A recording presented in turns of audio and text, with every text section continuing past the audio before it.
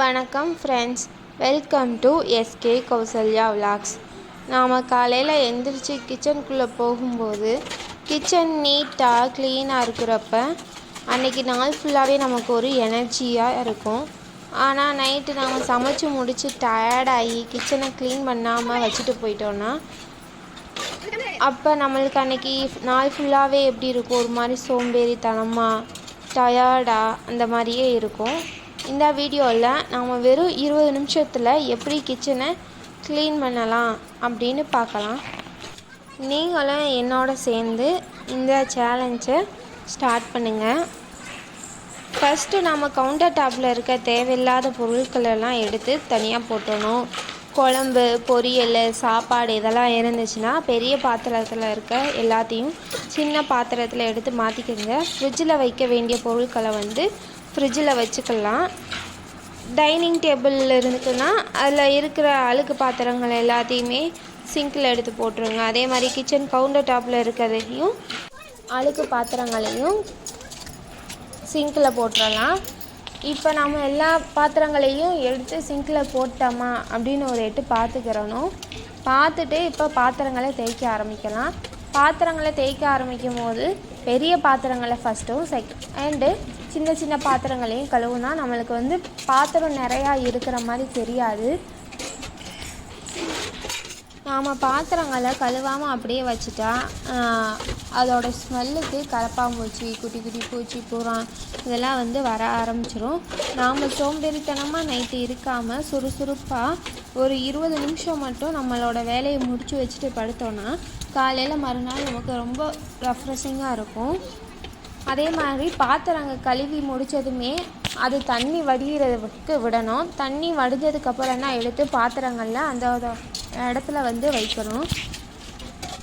பாத்திரங்களை கழுவி முடித்ததுக்கப்புறமா நம்ம கிச்சன் கவுண்டர் டாப்பையும் கேஸ் அடுப்பையும் அது பக்கத்தில் இருக்கக்கூடிய எல்லா இடங்களையும் தொடச்சி விடணும். நாம் நைட்டு இந்த கேஸ் அடுப்பை துடைக்கிறதுனால நம்ம காலையிலேருந்து சமைச்சிருக்கக்கூடிய எண்ணெய் பசை, ஏதாவது பருப்பு வைக்கிறப்ப அந்த தண்ணி சிந்திருக்கும், இதெல்லாமே ஒரு மாதிரி கரையாயிரும். நாம் டெய்லியும் நைட்டு தொடச்சி வைக்கிறனால அந்த கரைகள்லாம் இல்லாமல் இருக்கும். முக்கியமாக எண்ணெய் பிசுபிசுப்பு கிச்சனில் இல்லாமல் இருக்கும். பாத்திரம் தேய்ச்ச கையோட நம்ம சிங்கையும் க்ளீன் பண்ணிடலாம். வெறும் தண்ணி ஊற்றி மட்டும் நம்ம கழுவி விடாமல் கொஞ்சம் சோப்பு போட்டு நம்ம சிங்கை வாஷ் பண்ணோன்னா பாசி பிடிக்காமல் இருக்கும். அதே மாதிரி நீங்கள் இட்லி அவிக்கிற அன்னைக்கு பார்த்தீங்கன்னா சுடுதண்ணி இருக்கும் இட்லி சட்டியில், அதை அப்படியே வச்சு லேசாக திருப்பி நம்ம பாத்திரம் கழுவினதுக்கப்புறம் சூடு பண்ணி நம்ம சிங்கில் ஊற்றிக்கலாம். அப்படி ஊற்றுறனால சிங்கில் எதுவும் அடைப்பு இல்லாமல், பைப்பில் அடைப்பு இல்லாமல் இருக்கும்.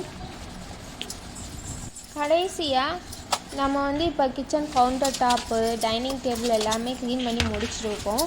அடுத்தது கீழே சிந்திருக்கக்கூடிய தரையில் சிந்திருக்கக்கூடிய காய்கறி கழிவுகள், ஏதாவது கிட்ஸ் இருந்தாங்கன்னா அவங்களோட டாய்ஸ் இருக்கும், இதெல்லாமே நம்ம எடுத்துகிட்டு ஒரு தடவை கூட்டி விட்டுட்டு முடிஞ்சால் மாப் போட்டு விட்டுறலாம். அவ்வளவுதான் ஃப்ரெண்ட்ஸ்.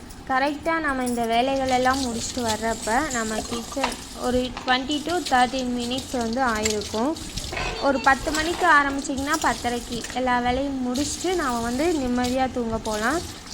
அந்த டயத்தில் பார்த்திங்கன்னா நம்ம கிச்சன் சுத்தமாக அமைதியாக பளபளன்னு இருக்கும். ஏன்னா எல்லாருமே தூங்கியிருப்பாங்க. அப்போ கிச்சனை பார்க்குறதுக்கு அமைதியாக இருக்கும்.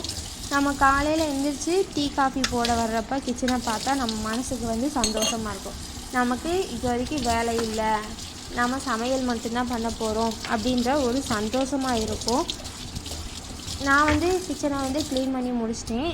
நீங்களும் என்ன மாதிரியே இன்றைக்கி கிச்சனை க்ளீன் பண்ணிவிட்டு தூங்கி பாருங்கள். காலையில் எழுந்திரிச்சு பார்க்கும்போது மனசுக்கு அவ்வளவு சந்தோஷமாக இருக்கும். நீங்களும் ட்ரை பண்ணி பாருங்கள். ட்ரை பண்ணி பார்த்துட்டு கமெண்டில் எப்படி இருந்துச்சு உங்களோட அனுபவத்தை பகிர்ந்து கொள்ளுங்கள். Thank you friends.